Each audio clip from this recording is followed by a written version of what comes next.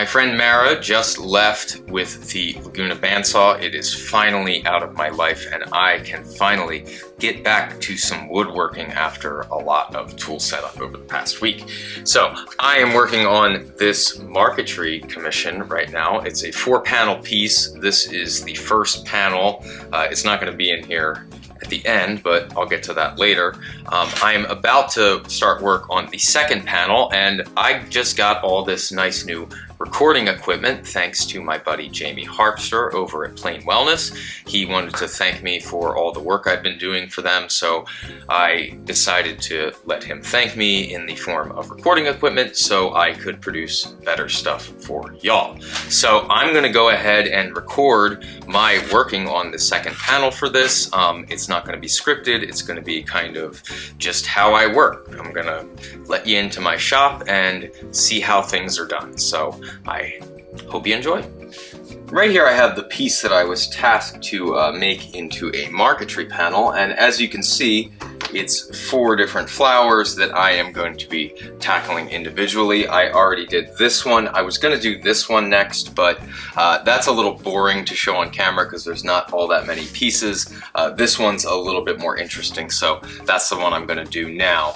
I've gone ahead and traced it onto a piece of tracing paper, and what I'm going to do now is go ahead and put this on the field veneer, which is kind of the canvas that I'll be working on. Now, when you saw this one, you may have noticed that the background on it looked very different than what is in this image here. I have it right here.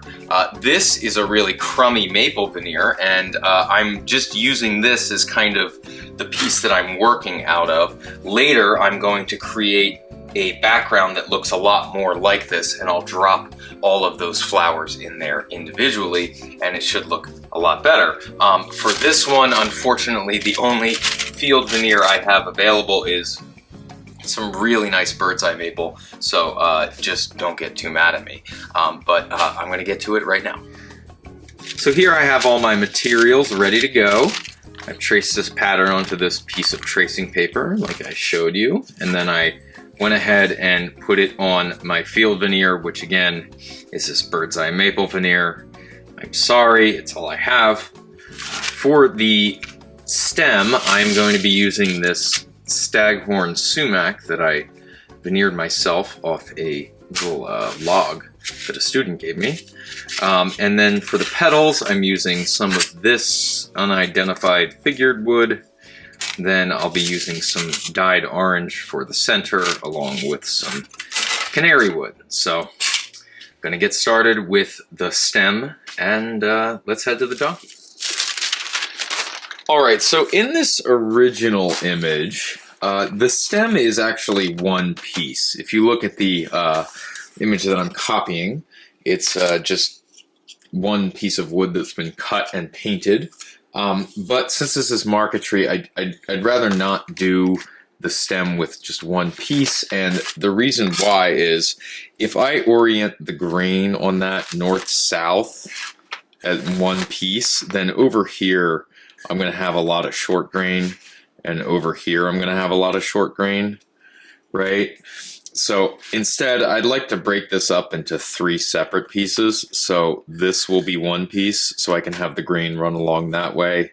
This will be another piece, and then this will be the third piece. And the way I'm going to do that is by layering in this piece first, then this piece, and then that final piece right there.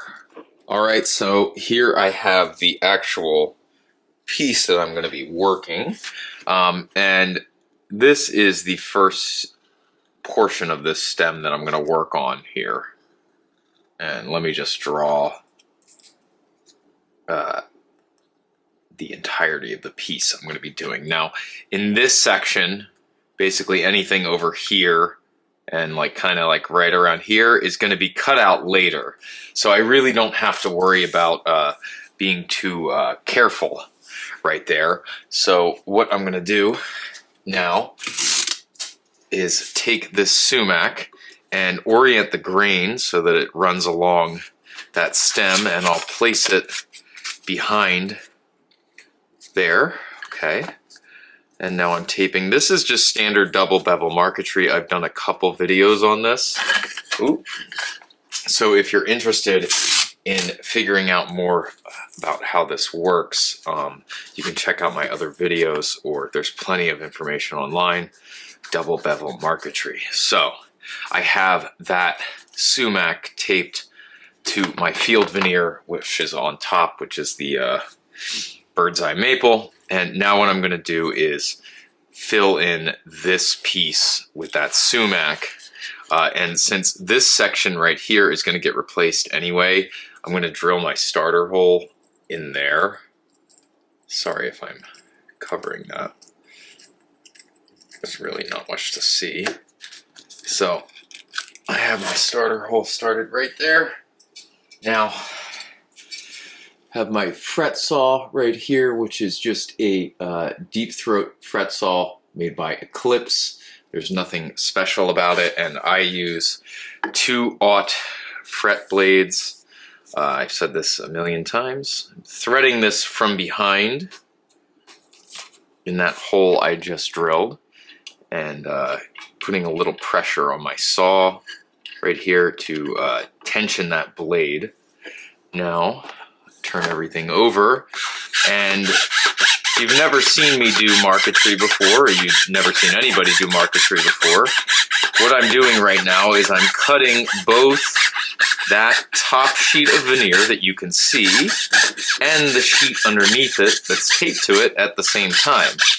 And what that means is I am going to have two pieces come out of this, right?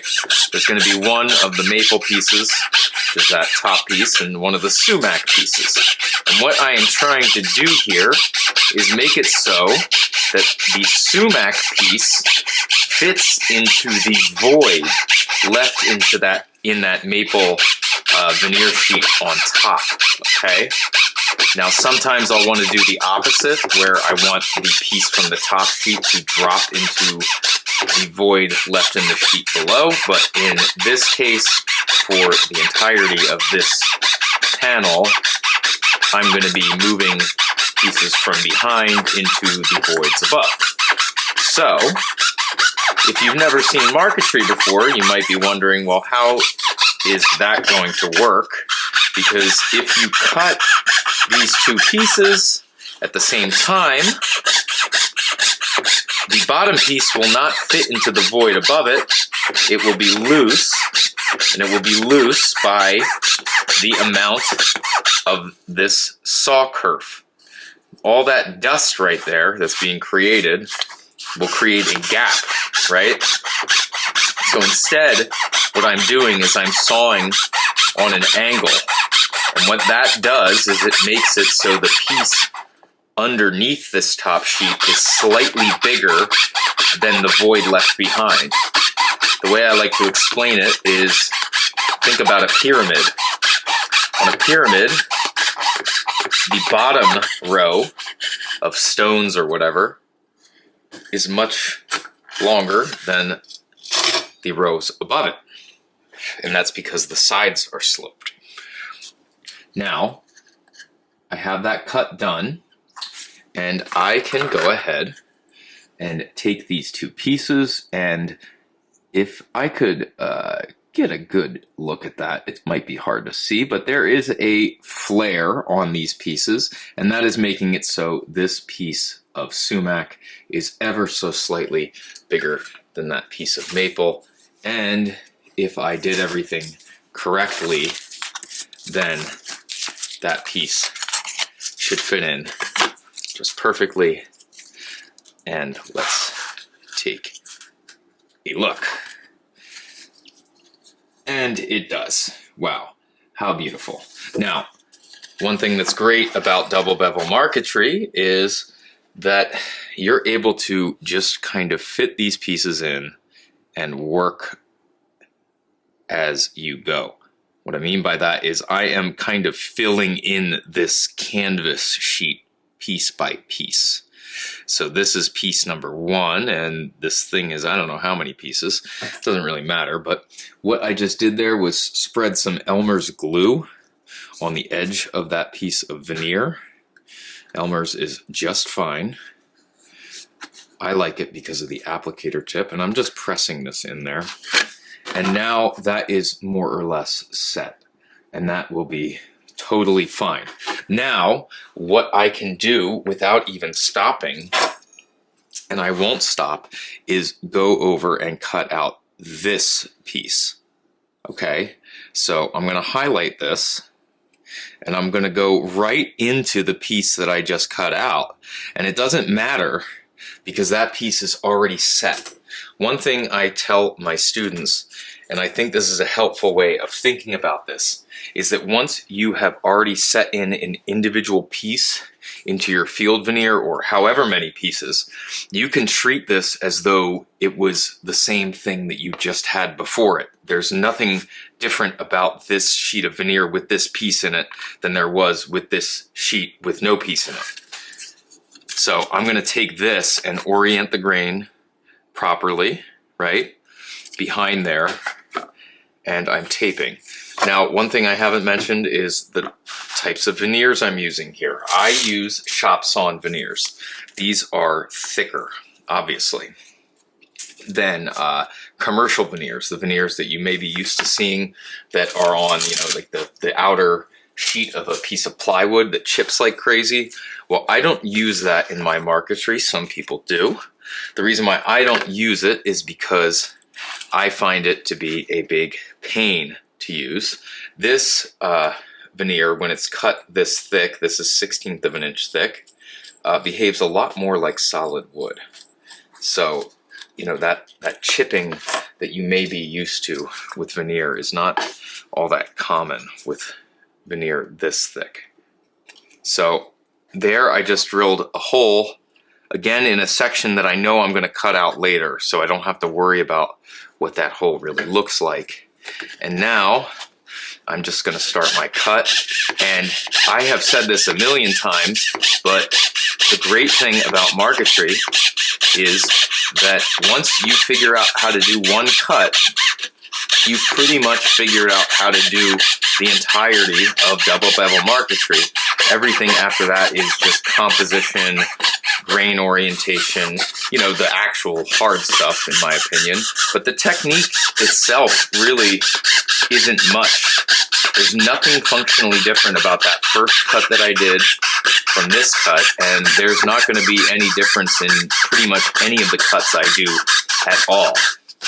Now, coming back down here, and one thing I'm going to show you is this glue is going to hold up just fine in that piece I just put in there for me to come back in and cut right here.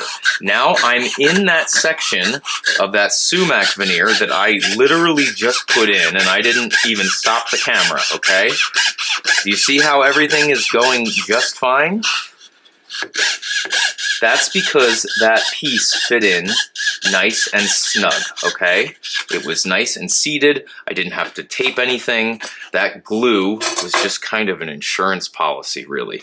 And you can see just how well the glue holds up, because there it is on the waist piece, okay? And that's totally fine. I even threw it, I just threw it and it stayed on, okay? That's how sure you can be that the glue will be fine when you're doing this. So, take this piece out.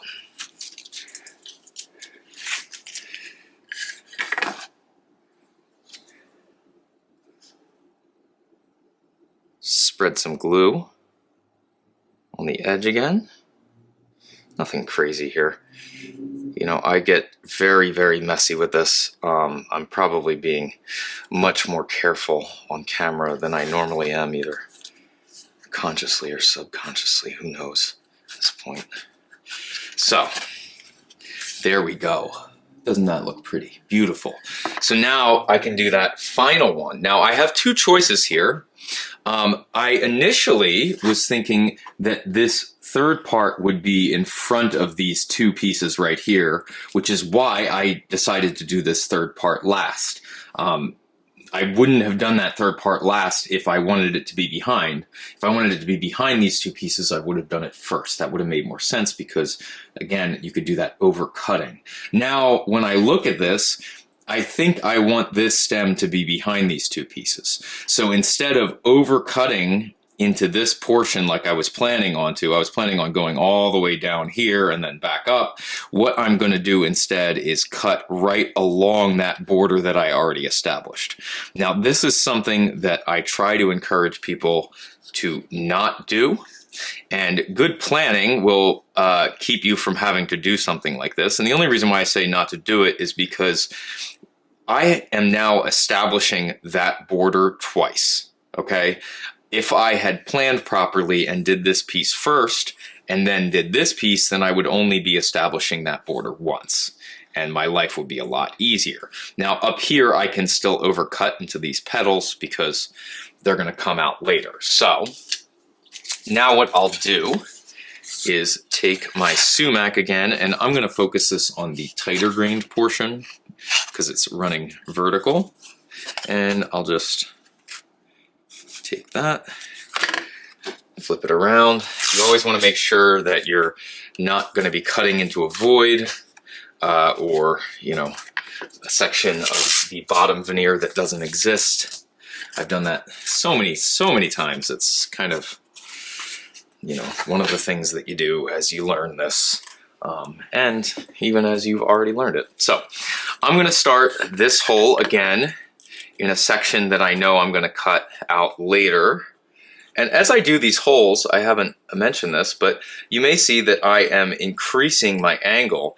And the reason why I'm doing that is when I do that, I'm ensuring that this drill bit is going to be entering the bottom veneer in a section where I am not going to need to keep it. That might not make much sense, but if you think about it this way, everything underneath this stem, okay, on the sumac veneer is what I want to keep. So if I drill in here and drill it that way, I'm drilling away from the sumac underneath. It might not make sense, but it does work in practice, trust me. And it's one of those things that you know, you kind of have to, I had to do this a bit before I truly, really understood what was going on there.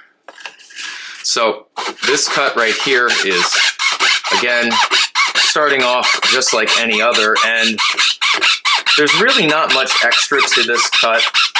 It's just I'm going to pay a little bit more attention once I get down to that bottom portion, because the last thing I want to do is kind of create a boundary that is different from what is already there. Now, the reason why is it'll make this leaf right here kind of have a jutted edge, and it won't look natural. But there is good news, which is because that boundary already exists, then the saw blade really kind of wants to wedge itself in there. And you can kind of see I'm not really doing much work here. That saw blade wants to follow along that path because it's the path of least resistance. There's a little bit of, you know, a little opening up there. Now as I get here, I'm going to do a tight turn. Tight turns require moving the saw blade up and down without cutting while you turn the packet. It's kind of an advanced technique that takes a little bit of work to get down. It involves resting the non-cutting portion of your blade, because this blade only has teeth on one side. You rest the non-tooth portion of it against the packet of veneers, move it up and down as you turn. I learned that from Lizzie at the House of Timber many years ago when she was doing some scroll sawing. She mentioned that offhand, that's what she did to do tight turns, and I tried it with my fret saw, and she's right, it works, and that has stuck in my head ever since. She actually messaged me recently because she saw my work for the first time, and messaged me to say how much she liked it. I was like, hey, I've been using the tip that you made on like a story, Instagram story years ago. And I've been giving you credit. And I will continue to give credit because it was a good tip. Anyway, back up here, this stem is now done, and I'm gonna pop that out. You can see there, I did a pretty good job of not altering too much. If I altered too much, you would see these two leaves would have just kind of not really graceful curves, or interruptions in those curves rather, right there. So now let's take this off and let's just see how this looks without any glue.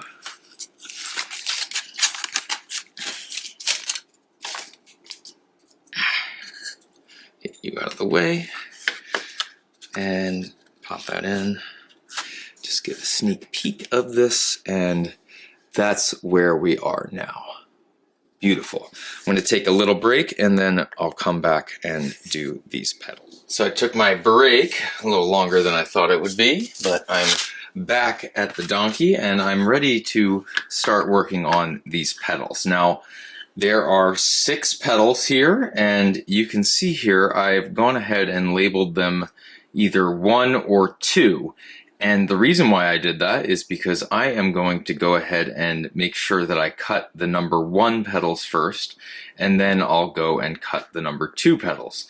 And the reason for that is pretty simple. It's because all of those number 2 petals, if you take a look closely, you'll see that they sit over those number 1 petals. So it makes sense to just cut those number 1s first. So I'll take care of those 3, then I'll do those 3, and then at the very end I will handle this. So to do these petals, what I'm going to do is just, I have this curly maple right here, which I think will look very nice. Now remember, the background for this is going to be different, so you know there will be more contrast. So basically, to start this, it's just the same as any other cut that I did in the stems. There's really no difference here.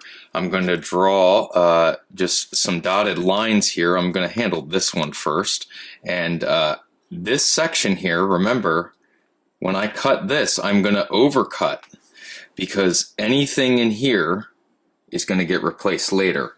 One thing that I've been saying recently is that anything inside the outer perimeter of this piece is going to get replaced eventually, right? Well, this is already done, but up here we know that this is going to get replaced. So there's no point in trying to cut these boundaries perfectly to begin with. Okay, so with that in place, I'm going to go ahead and tape this down. And I'm probably just going to go ahead and speed up through all of these cuts and not talk through them, because there isn't really much to say. So I'll go ahead and speed through these first 3 number 1 cuts, and then pause for a second.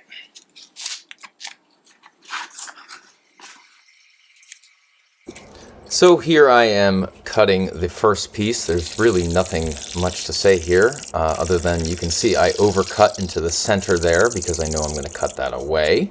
And I'm just going to spread a little glue on the edges of that piece and pop it in. You can see I waste no time going to that second piece. It's because the glue is all dry. I'm just going to thread everything, start sawing, and oh no, a blade break. I just go ahead, put a new blade in, thread it right back into the same position, and go right ahead and cut out that second petal. Again, the same thing, just glue, pop it in. Now every time I'm doing this, of course, I'm turning that veneer so that the grain of those petals is radiating out from the center. It's just because I've chosen to do that, but that grain change is important. That's a big thing in marquetry. Okay, and with that, I have all 3 of these number 1 petals to do, and now I can move on to the number 2 petals. Now, one thing you may have noticed is that I have cut away some of the actual boundaries that I want to be cutting on these number 2 petals, and now I need to put them back on this pattern if I want to know where they were. Well, when I transferred my pattern onto my field veneer, I also put 2 little X reference marks. So now what I can do is just reapply this and line it up with the X's. They may be a little bit hard to see, but they're there. And then slip the carbon paper under and retrace. And I've gone ahead and done that. I've also already taped veneer to tackle one of these petals, so I'm just going to go right ahead, thread my saw, and get these 3 cut out quickly, and then I will show you how I deal with the center of this flower. So I'm just going ahead and cutting out these number 2 petals, and nothing different here. Broke a blade. What I want you to notice though is that as I'm sawing, I am not moving my saw, or turning it rather. I am instead feeding that packet of veneers into the saw. The saw stays pointed straight forward at all times. It's much more like using a sewing machine. People who do this when they first start out, they tend to have issues where they want to move the saw to follow the line instead of moving the packets into the saw. And if you do that, what you're really doing is you're altering the cutting angle, because you're no longer cutting on the proper plane, or along the proper plane rather. Here I am fitting in that second piece, and right there, that piece was a little tight, so I took the butt end of my saw and just kind of rubbed it up against there. Sometimes I'll take a hammer and pound it in if I have to. If it's too tight though, you can split the veneer, so you just want to make sure things are fitting generally okay. Here I am coming up on the final petal, and something happens here that I want to talk about, which is the veneers lift a bit right there, and everything ended up being fine, and no big deal, just be careful. Okay, and that is all of the petals, and here I want to show you what they look like. You can see these number 2 petals have some of the pieces of the number 1 petals in them, and then this number 2 has some of the stem in it. This is what double bevel marquetry is all about. It's this layering process of cutting away pieces. So now that I have all those petals done, you can see that the center has been more or less obliterated. So I'm going to go ahead and draw that on and take care of that next. Reaching the home stretch here, just have this center portion to do. I've drawn just the outline of it there. There's a little more detail that I'd like to spend a bit more time on. I've gone ahead and also taped a piece of canary wood veneer onto here. Now I'm just going to go ahead and cut this out and fit it quickly, and then we'll talk about how I'm going to handle the details inside of that center portion. I don't have anything of value to say here, so I'll just say to follow me on Instagram at albert.a.klein, YouTube the same. I also have a book called The Complete Starter Guide to Making Wooden Boxes from Fox Chapel Publishing. It's available wherever books are sold. So this is the final detail of this piece, and if you take a look here, I've gone ahead and just filled it all in with pencil. Now I have to tackle this one a little differently, and that's because this piece is a full ring basically. So if I cut the outer portion of that ring, I'm gonna lose that center bit of canary wood there. So what I want to do first, before I cut that outer portion of that ring, is I want to take that little portion of canary wood in the middle, that circle there, and drop it into this veneer first.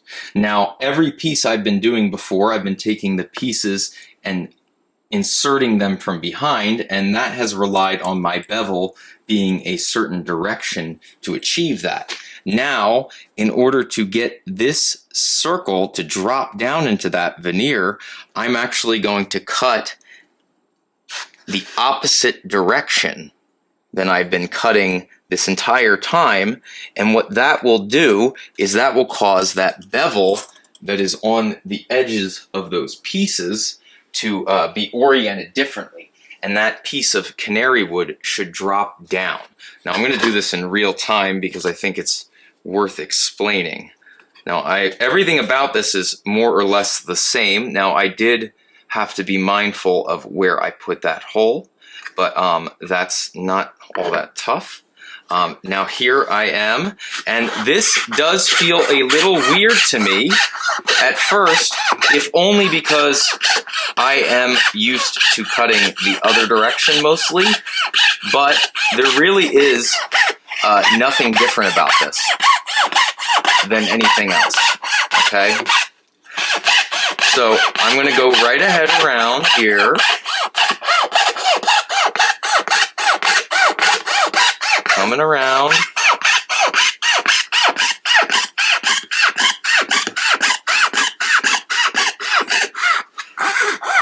And I just want to make sure this cut is nice and clean. And it is. And you can see that piece is wanting to drop down. And I actually broke my blade trying to pull it through. Okay, so it's just different than what I'm used to. I'm used to it being the other way. So now I have this piece, and I can temporarily just drop it down there. And remember, it's beveled on the edges, so it's going to fit in there like a cork. And actually, you know what? I'm going to go ahead and glue the dang thing, because why not? I can. I'm going to go ahead and just put a little glue on the edges here and drop that sucker in. And I'll just take like the butt end of this marking knife. Ooh, good thing I didn't have my eyeball in the way. And I'm just pressing that down just to seat it. It doesn't have to be fully seated, but it is. Okay, beautiful. So I haven't moved anything, and that's kind of important here. Now, normally in double bevel marquetry, when you moved from one cut to the next, you're untaping and retaping, but this thing is a little different because I need to make sure that that is properly located. So now I can just go ahead and cut the outer perimeter, or outer diameter, or whatever, outer portion of this ring, whatever you want to call it.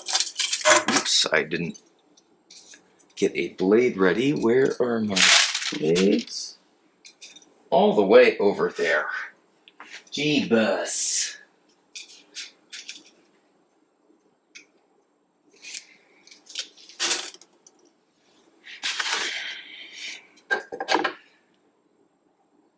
I didn't used to do it this way. I used to do it the other way that I said that was the kind of inefficient way. And then I had a conversation with someone that kind of opened my mind up to it. And a lot of this has to do with understanding the actual geometry of double bevel marquetry, which is why when I teach it, I try to shy away from teaching it in terms of like step 1, step 2. I want my students to understand the actual theory behind double bevel marquetry, because if you understand the theory and the geometry of how this works, then you can do stuff like what I'm doing right now, and you're not even really thinking all that much about it. It just kind of comes naturally because you're not thinking about this in terms of a sequence of steps, but you're thinking about it in terms of the larger picture. So, coming up on the end here,